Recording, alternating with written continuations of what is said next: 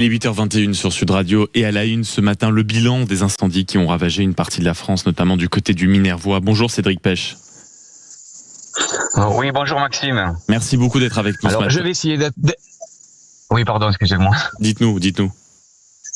Non, je vais essayer d'être clair et précis parce que je vous avoue que ça fait 3 nuits que j'ai pas trop dormi. Il n'y a pas de souci, on va vous prendre absolument dans l'état dans lequel vous êtes et je suis sûr que ce sera absolument parfait, Cédric Pech. Je vous le disais, vous êtes viticulteur, président de la CAF coopérative Les Vignerons de Pouzols-Meillac. Concrètement, où est-ce qu'on en est ce matin? Vous venez de dire que ça fait 3 nuits que vous n'avez visiblement pas connu le sommeil. Quoi, le feu est enfin maîtrisé du côté de vos vignes? À quoi vous passez votre temps actuellement là? Ben là, je fais le tour de mes parcelles parce que pour évaluer les dégâts, parce que certaines ne pouvaient pas être visitées parce que encore des routes étaient barrées puisque le feu n'a été fixé que hier. Et donc là, on commence à faire le bilan un peu du feu, ce qui s'est passé sur nos parcelles. Donc je pense que tous les viticulteurs ont tous été impactés à plus ou moins une grande échelle, bien sûr, certains plus que d'autres. Et donc ça va être très compliqué cette saison. Racontez-nous un tout petit peu comment ça s'est passé concrètement, parce qu'on imagine qu'il y a eu l'alerte, la volonté ou l'ordre d'évacuer. Là, l'heure est au bilan. Comment ça s'est passé justement les 3 dernières nuits, les 3 derniers jours? Comment vous avez essayé de sauver tout simplement ce qui fait le sel de votre vie et qui constitue le cœur de votre métier? Alors, écoutez, j'ai d'autres fonctions en plus parce que je suis au conseil municipal. Effectivement, j'ai participé aux évacuations. Donc, écoutez, le feu a brûlé, est parti de l'Hérault.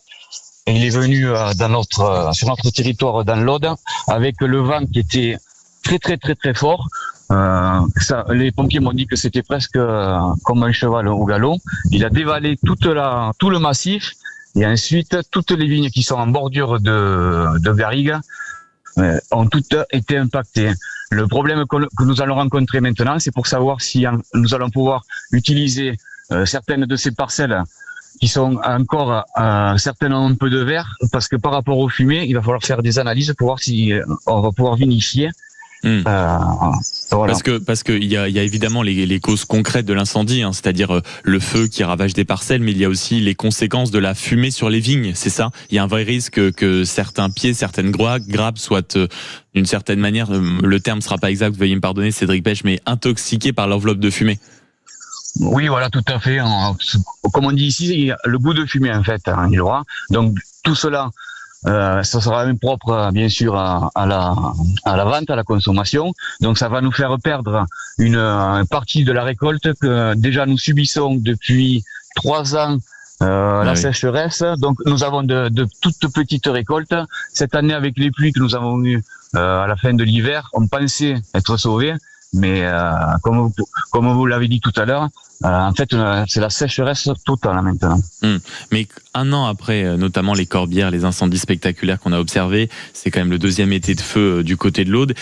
Comment on fait, si vous voulez, pour désormais, quand on est vigneron comme vous, viticulteur comme vous, Cédric Pech, en plus d'être président de la CAF coopérative Les Vignerons de Pouzols-Meillac, comment on fait pour aborder chaque récolte un peu sereinement, peut-être même pour se préparer chaque été avec ce risque-là qui existe et qui est de plus en plus important dans votre quotidien? Alors, je vais vous dire franchement, on ne se prépare pas parce que c'est chaque saison qui passe. Non, on peut pas lutter. Le feu, on ne peut rien. En plus ici, vous le savez, nous avons des essences, des pins d'Alep qu'on appelle, qui s'embrasent très rapidement, qui font propager le feu à une vitesse folle. Donc moi je pense, mon avis, c'est-à-dire que je pense que quand il faudra reboiser les massifs, il faudra trouver des essences qui prennent moins qui brûlent moins rapidement et qui propagent le feu. Oui, qui servent de barrière naturelle en fait aux incendies. Et voilà. Mais bon, déjà les vignes servent de coupe-feu, ça il faut bien le préciser. Mais comme il y a de moins en moins de viticulteurs il y a des parcelles en friche et donc le feu se propage avec ces parcelles. Il y a des herbes très hautes et donc ça permet au feu de se propager plus rapidement. Mais il faut bien rappeler que les vignes servent de coupe-feu. Ça c'est vrai, vous avez entièrement raison de le rappeler. Cédric, encore une question. C'est quoi pour vous l'organisation, l'Injada, les affaires dont vous allez vous occuper, non seulement dans les prochaines heures, là, mais dans les prochains jours, les prochaines semaines? Alors, dans les prochains jours, on va recenser toutes les parcelles qui ont été touchées. Nous allons être accompagnés par la Chambre de l'agriculture de l'Aude, qui a eu l'expérience l'an dernier avec le grand feu des Corbières. Nous allons savoir comment faire pour s'occuper du vignoble qui a été brûlé. Ce que l'on doit faire, c'est on doit couper les sarments, les grappes, et ensuite nous allons avoir des réunions avec monsieur le préfet et voir s'il va y avoir des fonds d'aide pour les viticulteurs qui ont été le plus touchés, car certains malheureusement ne sont pas assurés contre le feu. Oui. Il y a des assurances contre le gel, la sécheresse, la grêle, mais contre le feu, certains ne sont pas assurés.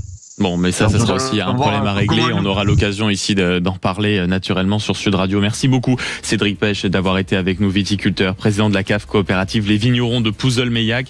Et bon courage, on l'a entendu, pour les prochaines heures et les prochains jours. Il est 8h28 sur Sud Radio et dans un instant, votre débat du samedi, notamment, où on va s'interroger sur le meeting d'Édouard Philippe. Il aura lieu dans quelques heures à Paris. Volonté de faire une démonstration de force, bien sûr, mais la question qu'on vous pose, elle est celle-ci ce matin.